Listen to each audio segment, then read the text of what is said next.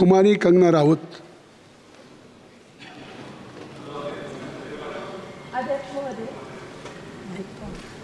अध्यक्ष महोदय, मैं आपकी धन्यवादी हूँ कि आज मुझे आपने 2024 के इस बजट में अपने विचार रखने का अवसर दिया है और साथ ही मंडी क्षेत्र की जनता जिन्होंने मुझे अपना प्रतिनिधि चुनकर यहाँ उनके पक्ष की बात रखने का मौका दिया है, उनकी भी आभारी हूँ।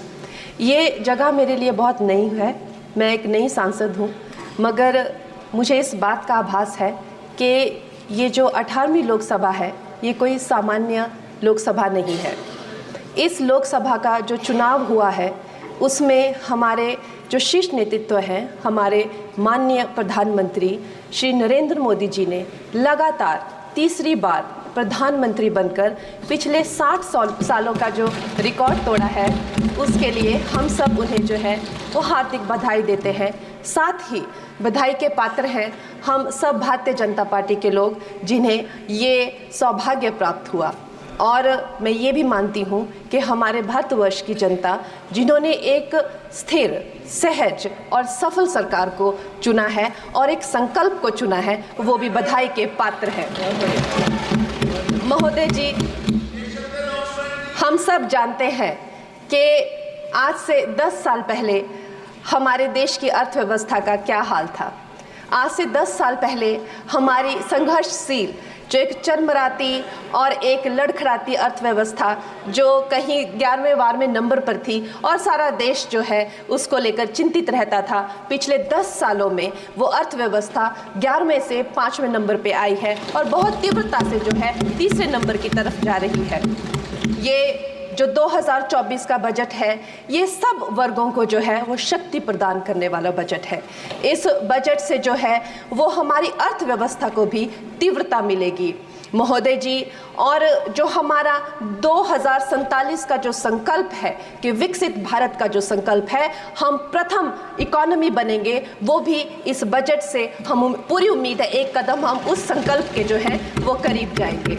महोदय जी, पिछले साल हमारे हिमाचल प्रदेश में एक बहुत बड़ा प्राकृतिक संकट आया, एक बहुत बड़ी बाढ़ आई जिससे ना जाने कितने जन, धन, पशु, ज़मीन की हमारे लोगों को जो है वो हानि हो गई। लेकिन दुख की बात यह है कि अभी भी हमारा हिमाचल प्रदेश जो है उस त्रासदी के प्रभाव से जो है उसके प्रभाव से, उसकी हानि से बाहर नहीं आ पा रहा है। और उसका जो मूल कारण है वो है वहाँ की जो कांग्रेस की सरकार है, उनका जो लापरवाही है और उनकी जो भ्रष्टाचार नीतियां हैं। आज भी हमारे लोग जो हैं उस बाढ़ के प्रभाव से जो पीड़ित हैं। मैं आदरणीय और माननीय हमारी जो वित्त मंत्री हैं श्रीमती सीतारमण जी का मैं आभार व्यक्त करती हूं कि उन्होंने हमारी हिमाचल की जनता के लिए जो है एक स्पेशल रिलीफ फंड की जो घोषणा की है। हम सब हिमाचल वासियों की तरफ से हम आपका अभिनंदन करते हैं और हम आपका आभार प्रकट करते हैं। महोदय जी, मुझे ये जान के और आपको बताकर इस बात की खुशी भी होती है और खेद भी होता है कि जितना काम पिछले 10 वर्षों में हमारी भारतीय जनता पार्टी ने हिमाचल प्रदेश में किया है वो उतना काम हमारे आज़ादी के बाद 60 सालों में भी हिमाचल प्रदेश में नहीं हुआ था। आप सब हिमाचल जाते रहे होंगे। वर्षा, it is her maiden speech. आप सब Himachal Varsha, it is her maiden speech, kindly. आप सब हिमाचल जाते रहे होंगे और आप सब ने देखा होगा कि वहाँ पर जो है आज से आज़ादी के 60 साल तक सिर्फ कुछ रोड्स बने थे और वो भी हमारे माननीय जो पूर्व प्रधानमंत्री अटल बिहारी जी रहे हैं, उन्होंने अपने कार्यकाल में जो है वो ग्रामीण प्रधानमंत्री सड़क योजना के अंतर्गत वो रोड बनाए थे। लेकिन पिछले 10 वर्षों में प्रधानमंत्री नरेंद्र मोदी जी की सरकार ने हमारे क्षेत्र को जो है एम्स, IIIT, IIM जैसे वैश्विक स्तर के जो है वो संस्थान दिए हैं और वंदे भारत जैसी ट्रेन को हमारे हिमाचल में पहुंचाया है।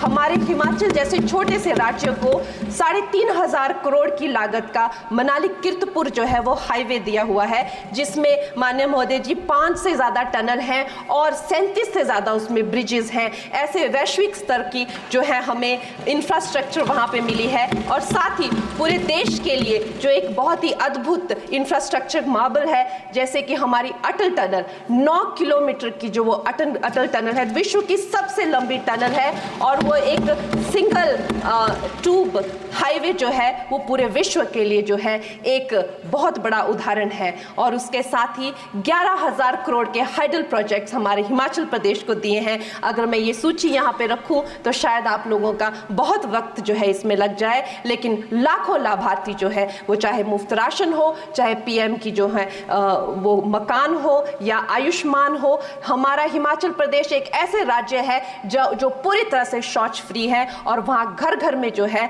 वो गैस चूल्हे का कनेक्शन लगा है। एक भी माता, एक भी बहन गैस चूल्हे के कनेक्शन के बिना नहीं है। और मेरा ये जो सौभाग्य है 18वीं लोकसभा में, महोदय जी, मेरा ये सौभाग्य है कि जब मैं यहाँ पे आई थी तब महिला आरक्षण बिल जो राजनीति में महिलाओं को जो है 33% आरक्षण देता है, वो बिल भी पारित हुआ था। तो मेरे लिए बड़ी ही ये सौभाग्यशाली जो है 18वीं जो लोकसभा है।